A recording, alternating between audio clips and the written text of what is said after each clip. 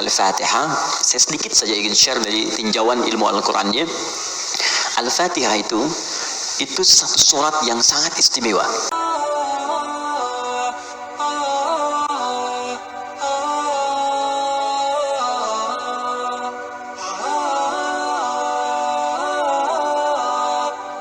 Bismillahirrahmanirrahim. Assalamualaikum warahmatullahi wabarakatuh.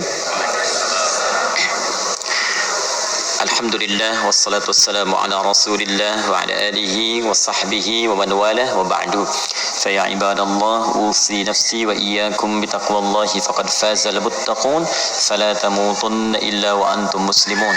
Faqala ta'ala ya ayyuhalladzina amanu taqullaha haqqa tuqatih wa la tamutunna illa wa antum muslimun.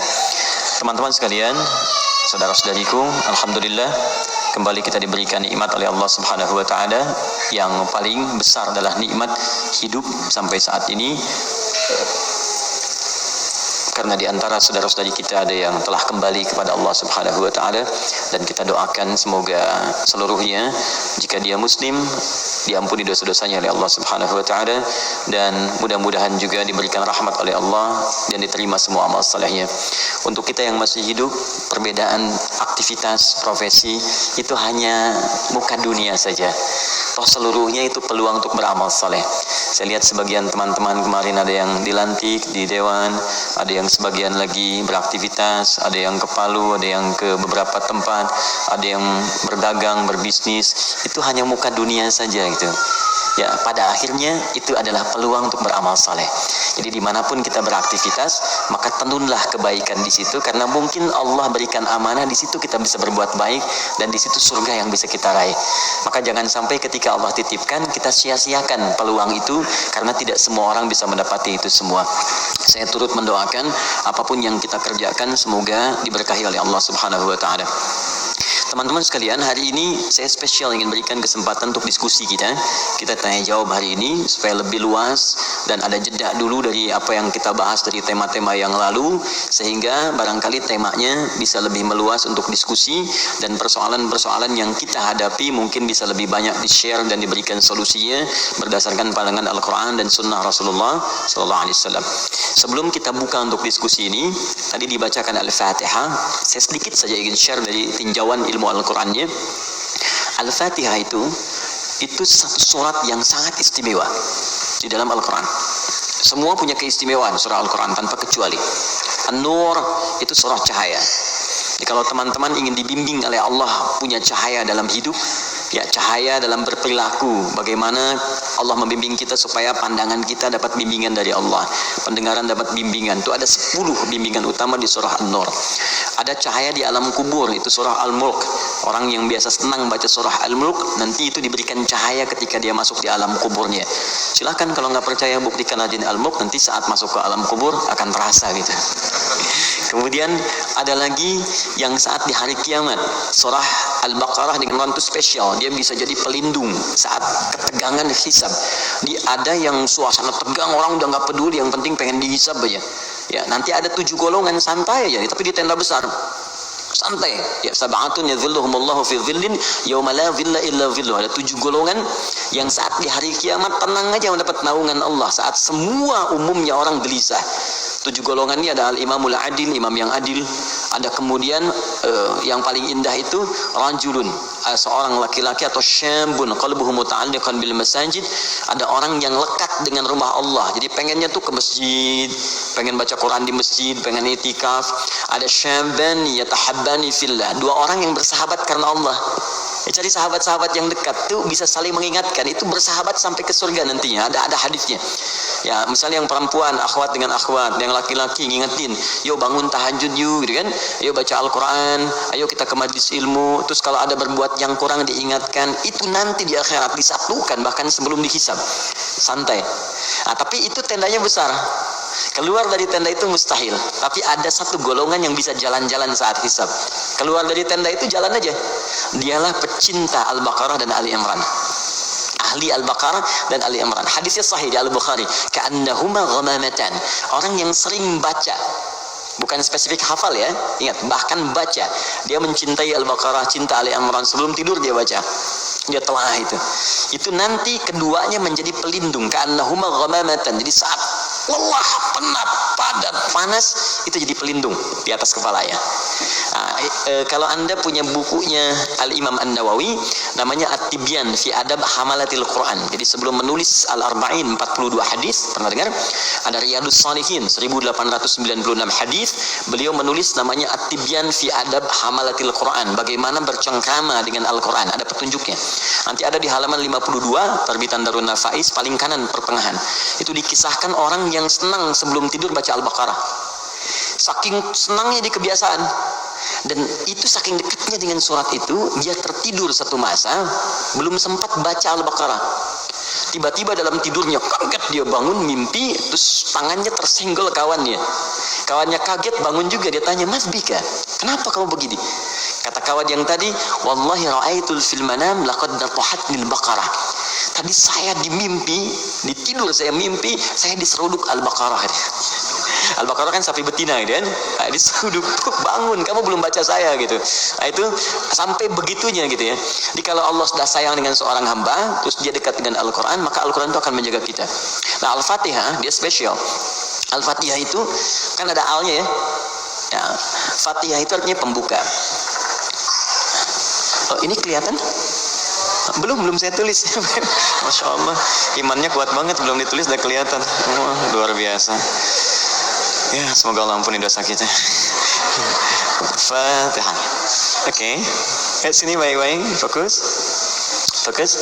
Fatihah itu artinya pembuka. Bukan sekedar pembuka, tapi pembuka semua ragam kebaikan, semua jenis kebaikan.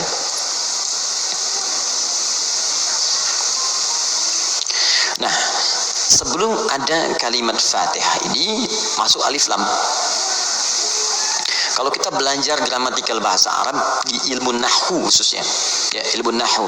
Jadi ada 4 turunan bahasa Arab itu. Jadi ada nahwu, ada sharaf, kemudian surah 12 turunannya, ada balaghah 3 turunannya, ada ma'ani, bayan, badi'ah. Ma'ani itu untuk memilih kata sehingga diksinya tepat untuk diungkapkan. Kayak kita mau bicara ke orang dewasa dengan anak kecil, anak muda beda kan? Bahasa milenial dengan bahasa yang senior lain ya. Itu ma'ani. Bayan cara mengungkapkannya supaya jelas. Badi untuk memperindah kalimat supaya nyaman diterima. Jadi kalau kita mengajar seperti orang tidak tergurui, memerintahkan tidak tersinggung untuk kemudian diarahkan, itu badi ya namanya. Sama kayak Anda memuji, saling puji ya. Kamu cantik deh, itu biasa. Tapi kalau kita katakan rembulan pun kalah oleh pesonamu saat ini, itu badi namanya. Silakan bikin status. Arud. Yang terakhir arud. Arud itu sebetulnya ilmu untuk bikin puisi di Arab. Ada 16 rumusnya. 16. Jadi disebut bahar namanya. Ada tawilun lahulun al-bukhuri fadailu fa'ulun mafa'ilun fa'ulun mafa'ilu. Ada rajaz. Ya mustafilun sautus safiril bulbuli hayyaja qalbi thamili al-ma'u wa zahru ma'a zahri lahdil muqali fa anta yasali dari wa sayyidi wa maulali fa kam tajiburi wa zaidun uqayqali qataftuhu midwatatin fi hadha ar-rajuli fa qala la faqad ghada muharwili wal walad wali ya wailali fa qultu la tuwalwili fa bayyinu lu'ali qalat lahu hina kadza in radidul muqali kahatan ka khairali tabtabitam tabtabuli. Coba diulang. Itu orang Arab. Cuma nanti belakangan itu bisa jadi rumus untuk bisa membedakan cara baca Quran dengan cara bacaan di luar Quran. Bisa. Di puisi itu kan puisi Arab ada qasidah namanya. Ya qasidah itu asalnya bukan yang pakai rebana, bukan. Ya qasidah itu kalau puisi ada 7 bait disebut qasidah. Misal rumusnya madid, mufa'alatun fa'ilatun tala'al badru alaina min saniyatil wada', itu asalnya qasidah. Dari bait puisi rumusnya madid. Ya, tapi orang jahiliyah dulu pun saat masuk Islam itu nggak pernah baca Quran dengan langgam-langgam ini. Ya, pernah ada riwayat sampai Nabi misalnya imam baca Quran dengan madid. Ya, tala'al badru alaina wadduha wal laili idza saja. Kan enggak kan? Jadi sejahiliyah mereka pun itu nggak pernah digunakan langgam ini untuk baca Al-Quran karena memang beda. Jadi kaidah makanya nggak bisa musik misalnya sekarang lagunya dipakai untuk baca Quran, itu nggak bisa. Karena beda ya, beda ininya, apa namanya, frekuensinya lain. Nggak ada kan imam baca sekarang iyyaka na'budu wa iyyaka nasta'in, nggak ada kan? Ya bisa sih, bisa, cuman enggak gitu ya, kan nggak enak kedengarannya. Nah, itu ilmunya arud namanya. Dan ini ilmu bisa digunakan untuk mengukur pahala yang diberikan oleh Allah. Nanti lain waktu kita bahas. Nah, di ilmu nahwu ada al. Al ini punya dua arti secara umum. Satu disebut ta'rif, ma'rifat. Ma'rifat. Ma'rifah. Yaitu huruf yang ketika melekat pada kalimat menunjukkan sesuatu yang khusus, spesifik. Kalau di bahasa Inggris, the mungkin ya, artikel the, car, mobil, umum. The car, yang ini nih, bukan yang lain. Pen, umum. The pen, yang ini, bukan yang lain. Nah, itu dalam bahasa Arab al namanya. Jadi kalau ada al, yang dimaksud yang ini, khusus, spesifik, bukan yang lain. Al pertama yang melekat pada Al-Fatihah berfungsi ma'rifah, menunjukkan sesuatu yang khusus. Surah ini adalah surah pembuka yang sangat khusus karena dia disusun khusus untuk membuka surah-surah dalam Al-Quran. Jelas? Semua ayat Quran itu baik, dan pembuka kebaikan di ayat-ayat Quran disebut dengan Al-Fatihah. Jadi kalau Anda belajar Al-Fatihah dengan baik, maka Anda akan temukan bahwa surah ini khusus ditempatkan membuka untuk semua untayan ayat-ayat Al-Quran. Yang kedua, al di sini kenapa disebut Al-Fatihah? Karena surah ini khusus ditempatkan untuk membuka bacaan dalam sholat. Jadi ketika kita mulai takbir, Allahu Akbar, rukun bacaan pertama dalam sholat itu Al-Fatihah. Jadi kalau bapak, ibu, teman-teman, ikhwan, akhwat tidak baca iftitah, itu sholatnya masih sah. Karena sunnah hukumnya. Tapi kalau Anda sengaja nggak baca Al-Fatihah, maka Anda mengulang sholat, batal hukumnya. Jelas? Nah, yang dahsyat yang mau saya sampaikan, ini rahasianya. Awas, saya fokus ya, ini rahasia, dan diantara kita saja. Oke. Disebut alnya yang kedua dengan istighraq, namanya istighraq. Jangan hafalkan istilahnya, yang penting paham maksudnya. Istighraq itu al yang menunjuk makna yang komprehensif, holistik, sesuatu yang menyeluruh, semua menyeluruh sifatnya tanpa kecuali. Al. Contoh begini, Alhamdulillahi Rabbil Alamin. Al di situ mencakup semua maknanya, komprehensif, seluruhnya tanpa kecuali. Makanya ketika hamdun artinya pujian, alnya diartikan segala. Lihat terjemahan, segala puji hanya milik Allah. Alnya semua, jadi semua jenis pujian kembali ke Allah. Nah, konsekuensi fikihnya, kalau kita katakan semua pujian hanya milik Allah, berarti jangan mengambil bagian dari pujian itu, sehingga berkuranglah sifat pujian kita kepada Allah. Contoh, Anda punya anak nih, dilatih baca Quran, bagus, sampai hafal 30 juz. Tiba-tiba teman berkata, Masya Allah, ukhti, akhi, anaknya pintar sekali, bagus, hafal Quran. Anda katakan, Alhamdulillah, semua karena Allah. Cukup. Jangan tambahkan lagi. Kalau Anda tambah, berkurang pujian itu. Ya, saya juga berdoa sih, malam-malam saya doakan, terus saya latih juga, kirimkan pada guru yang baik. Itu jadi wasilah, itu berkurang. Jelas ya? Anda sakit, kemudian ke rumah sakit, terus kaki sudah mulai agak baik, teman-teman nengok, gimana kondisinya bro? Ya kawan, bagaimana kondisinya? Alhamdulillah sudah baik. Nah kalau sudah alhamdulillah jangan ditambah. Ya walaupun sedikit, ya walaupun meskipun barangkali itu hilang semua, karena ada al. Nah sekarang masukkan ke sini. Tadi teman kita baca Al-Fatihah, fungsi yang kedua, jadi istighraq menunjuk pada makna semua tanpa kecuali. Kalau digabungkan dengan makna ini rahasianya. Pembuka jenis kebaikan. Masuk al di sini. Maka surah Al-Fatihah seluruh ayatnya kalau dipelajari dengan benar dan diamalkan, dia akan membuka semua jenis kebaikan yang diharapkan dalam hidup. Orang ingin sukses, pelajari Al-Fatihah, maka akan dibuka kesuksesan. Ada yang sakit, ingin mendapat kesembuhan cepat, pelajari Al-Fatihah. Di situ ada rahasia bagaimana mendapatkan kesembuhan cepat dari Allah. Orang ingin rezeki, ingin ilmu, pelajari Al-Fatihah. Maka di situ ada nilai-nilai kebaikan yang cepat dibuka. Makanya satu-satunya surah dalam Al-Quran yang banyak namanya sesuai dengan objek kebaikannya Al-Fatihah. Dia disebut Asy-Syifa karena di dalamnya ada kandungan untuk mempercepat datangnya kesembuhan dari Allah. Ada kepala suku di Arab dulu tersengat kalajengking ke dalam sampai sekarat. Secara medis nggak bisa, semua angkat tangan. Datang rombongan sahabat, yang tadinya mampir ditolak, kemudian dikejar. Ada nggak yang bisa menyembuhkan di antara kalian? Satu orang mengangkat tangan. Kata orang ini, insya Allah, bukan saya akan sembuhkan, kalau Allah berkehendak. Dibawa orang ini, kemudian menghadap pada kepala suku tadi, dilihat kondisinya, dibacakan Al-Fatihah. Hanya sekali baca. Tidak diulang, tanpa wasilah apapun, begitu dibacakan, selesai baca, sembuh orangnya. Nah, ini pembuka semua jenis, makanya dalam setiap keadaan seringkali dibaca Al-Fatihah, Fatihah, Al-Fatihah. Tapi persoalannya, kok orang dulu bisa sekali baca sembuh, orang sekarang ratusan ribuan kali nggak sembuh-sembuh gitu. Persoalannya apa? Nah, rahasia Al-Fatihah ada di ayat kelimanya. Ini yang mau saya sampaikan, ini hadis qudsi di sini. Ya. Ayat kelima, yuk kalau kita hitung dari bismillah. Bismillahirrahmanirrahim. Alhamdulillahirabbil alamin, arrahmanirrahim, maliki yaumiddin. Kelima, iyyaka na'budu wa iyyaka nasta'in. Saya bacakan hadis qudsinya, ini yang mengiringi ayat ini saat diturunkan.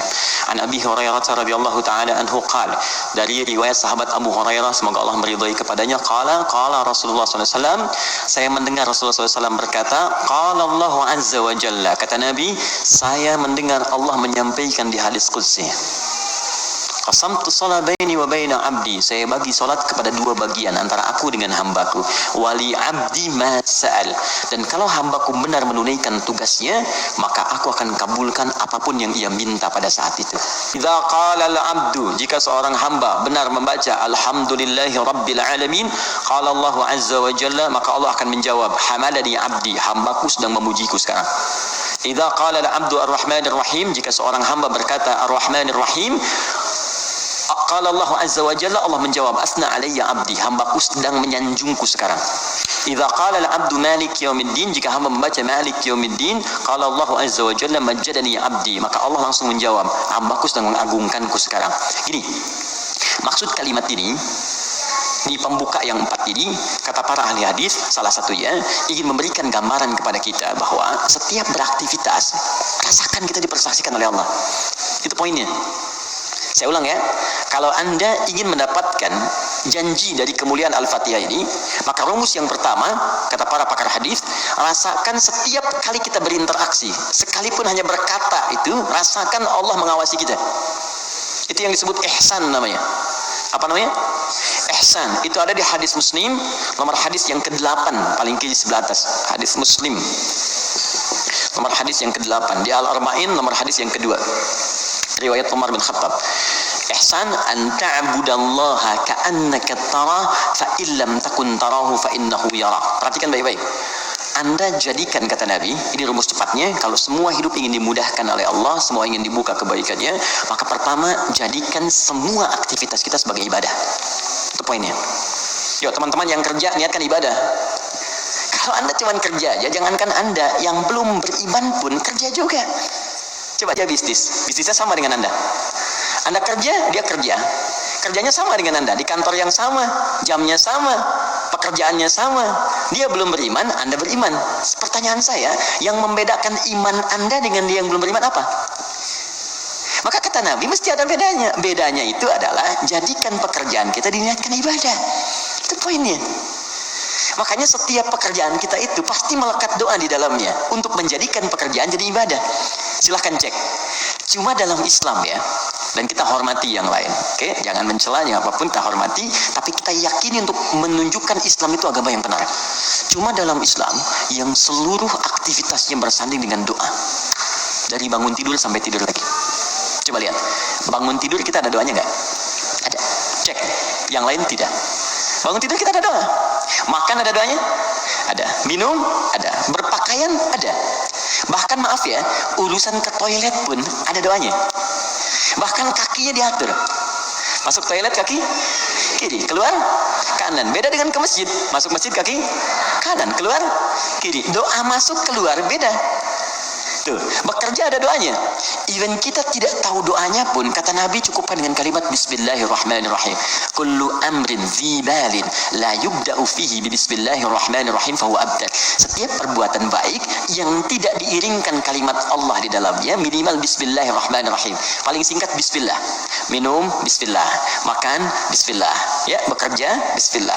Itu kalau kita nggak ungkapkan itu mohon maaf, nilai ibadahnya hilang. Ya. Nah, apa manfaat menjadikan aktivitas kita ibadah? Di antara manfaatnya, kalau kita menjadikan itu ibadah dan kita merasa disertai, diawasi oleh Allah, maka mustahil Anda akan mengerjakan yang buruk dalam hidup. Mustahil. Ini ada minuman ditawarkan pada Anda. Dan Anda merasa saat akan minum ini, Allah mengawasi kita. Maka mustahil Anda akan menyentuh minuman yang tidak disukai oleh Allah. Mustahil. Demi Allah saya katakan. Nggak akan pernah Anda minum minuman yang dilarang, bahkan mengucapkan kalimat Bismillah. Udah minum aja dulu whiskinya pakai Bismillah biar dosanya kurang dikit. Nggak bisa. Mustahil. Nggak akan Anda sentuh. Pekerjaan juga begitu. Ya, kaki, tangan, teman-teman yang tugas di dewan nggak akan nyusun anggaran macam-macam. Kenapa? Karena merasa Allah lihat. Nggak mungkin Anda tanda tangan sesuatu sementara Anda merasa disaksikan Allah dan Anda tanda tangan pada yang buruk, mustahil. Wah, tapi kan fee-nya besar nih proyeknya. Allah menyaksikan kita. Atau saya istikharah dulu deh biar benar. Jelas ya? Nah, kalau kita merasa disaksikan Allah, kemudian kita berada di track yang benar untuk mengerjakan kebaikan. Jadi dari mulai kepala sampai kaki itu semua baik. Melihat baik, karena takut begitu melihat yang salah, Allah lihat nih, malu. Mendengar baik, melangkah baik. Ketika kebaikan ini dijaga, maka terbukalah semua pintu kebaikan. Ini maksudnya. Maka ketika Anda jadikan ibadah, maka perhatikan kalimatnya. Idza qala al-'abdu, ketika hamba sampai pada kalimat iyyaka na'budu. Ya Allah, kepadamu saja, untukmu saja. Perhatikan cara menerjemahkannya. Kami beribadah. Maksudnya kami jadikan semua aktivitas kami sebagai ibadah hanya kepadamu saja. Salat kami hanya untukmu, puasa kami hanya untukmu, bekerja pun kami niatkan mendapat ridhamu, tidur pun kami niatkan mendapat ridhamu. Makanya sebelum tidur kita ada doanya, kan? Jika Anda benar mengucapkan kalimat ini, iyyaka na'budu, dan kita praktekkan dalam hidup, perhatikan, wa iyyaka nasta'in. Ya Allah, saya seorang hamba yang pasti punya persoalan dan butuh pertolonganmu. Kalaupun saya punya masalah, pasti saya hanya akan minta kepadamu. Lihat jawabannya. Hadza baini wa baina abdi. Langsung dijawab oleh Allah tuntas. Ini perjanjian antara aku dengan hambaku. Wali abdi. Kalau hambaku benar komitmen dengan perkataannya, mengerjakan semua aktivitasnya sebagai ibadah kepadaku, masalah apapun yang dia minta, aku akan kabulkan. Hadis qudsi. Apapun yang dia minta, aku akan kabulkan. Bahkan ada orang yang belum minta sudah diberikan oleh Allah Subhanahu wa taala, bergantung pada level ibadah yang dia kerjakan. Semakin tinggi, semakin kuat.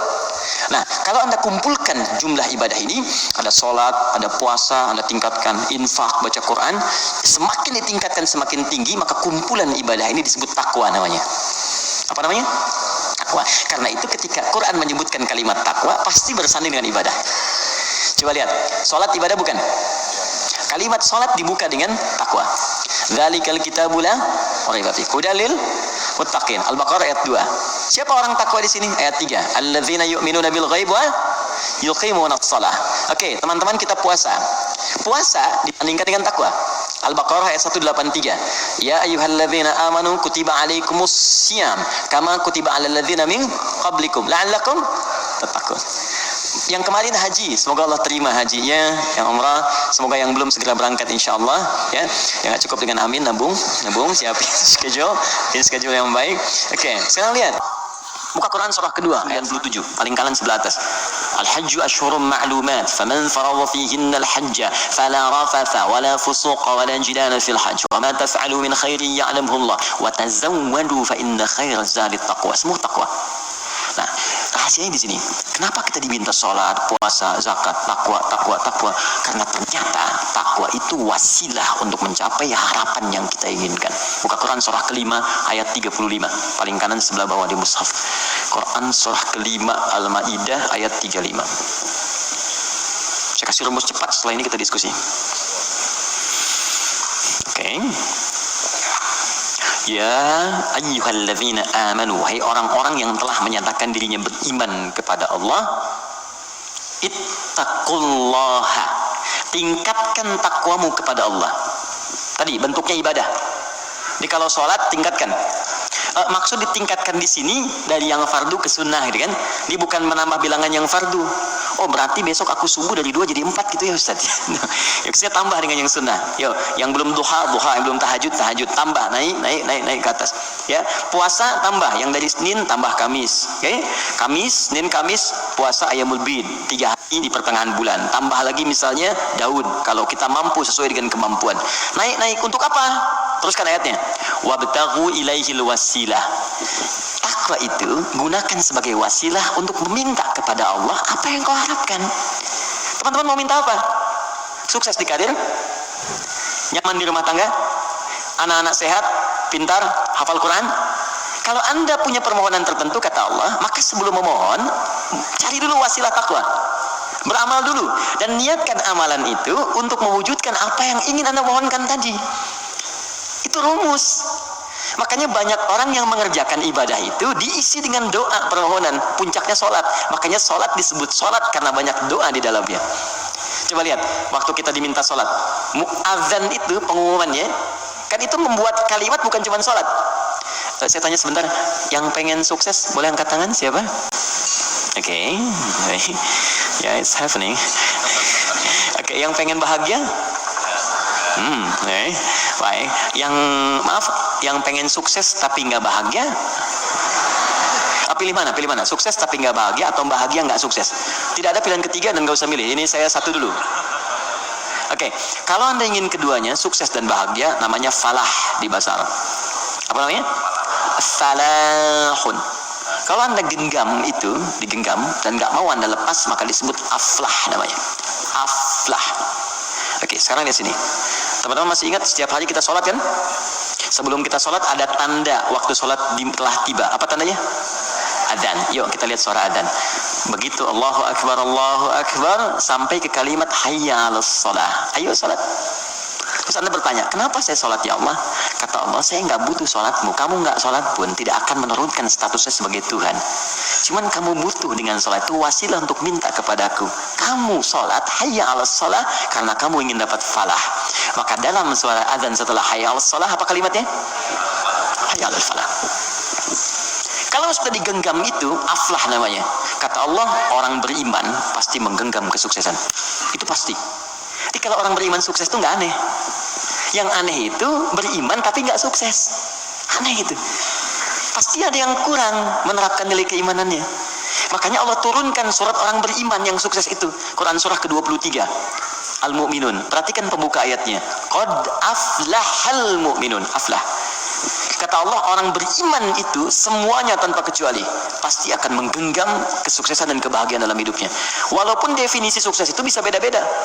Bagi si fulan ketika aku mencapai posisi ini, bagi yang lain di sini pun aku sudah sukses. Ya, bahagia juga bisa lain-lain. Ya, orang berkata minum kopi udah bahagia, minum teh bahagia, bahagia itu begini, bahagia itu seperti ini. Tapi Quran tuh memberikan yang pasti gitu. Karena semua manusia itu relatif. Kata Allah, kalau engkau ingin menggenggam kebahagiaan itu, maka ini amalannya. Alladzina hum fi salatihim khashi'un, salat. Alladzina hum lizakati fa'ilun, zakat. Karena itu ketika teman-teman saya, Anda, kita semua diminta ibadah, maka cara berpikirnya jangan jadikan beban. Kalau jadi beban capek Anda. Suruh tahajud, capek malas. Tapi kalau cara berpikirnya adalah mendapatkan apa yang kita harapkan, nih Allah janjikan, dikabulkan doa, dikasih kemudahan. Kalau cara berpikirnya ke situ, maka kita akan semangat bahkan menunggu ibadah itu tiba waktunya. Jelas? Maka kalau teman-teman setiap kajian dengan ustadz manapun, siapapun, tadi ada yang bacakan Al-Fatihah seperti tadi, maka ingat-ingat, barangkali bukan Al-Fatihah yang dibacakan, barangkali ada pengingat dari Allah, dari sekian bacaan itu engkau bacakan 17 kali dalam sehari seumur hidup, maka berapa yang sudah engkau praktekkan? Apakah engkau merasa aku mengawasimu saat beraktivitas? Ataupun engkau merasa bahwa setiap ibadah itu bukan beban, tapi untuk mengabulkan apa yang engkau harapkan? Bismillahirrahmanirrahim. Alhamdulillahi rabbil alamin. الرحيم مالك يوم الدين إياك نعبد وإياك نستعين اهدنا الصراط المستقيم صراط الذين أنعمت عليهم غير المغضوب عليهم ولا الضالين